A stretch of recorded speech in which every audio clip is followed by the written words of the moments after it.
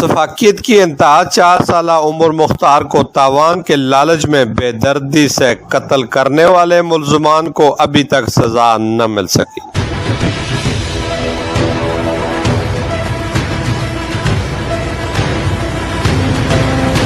इंसाफ के असूल की तलाश में वालिदैन ने सर की छत भी बेच डाली। मुल्ज़मान सलाखों के पीछे रहकर भी खुशहाल जिंदगी बसर कर रहे हैं। अब तो नौबत दोष धमकियों तक जा पहुंची।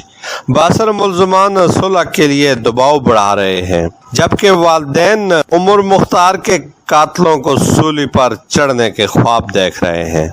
मकतूल उमर के वालिद मुख्तार अहमद राठौर ने DMM न्यूज़ को बताया कि 2 साल कबल नन्हे 4 साल उमर को मेरे पड़ोसी मरकजी मुल्ज़िम हमजा और दीगर 3 साथियों के हमरा घर से अगवा किया। खाली मकान में हाथ पाँव बांध कर 3 दिन तक भूखा प्यासा रखा और तड़पा तड़पा कर कत्ल कर डाला।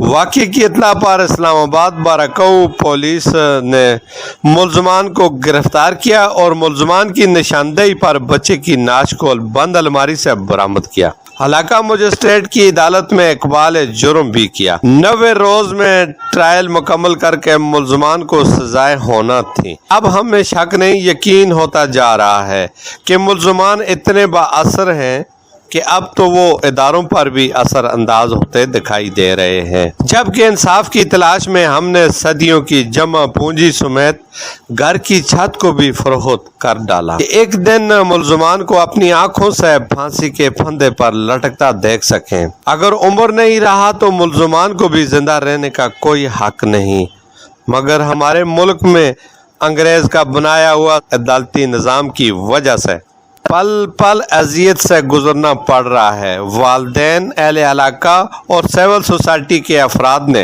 मुतालबा किया है कि उमर कत्ल केस के फैसले में मजीद ताखीर न की जाए। कैमरा टीम के साथ मीर अब्दुल गुलजार, DMM न्यूज़, इस्लामाबाद।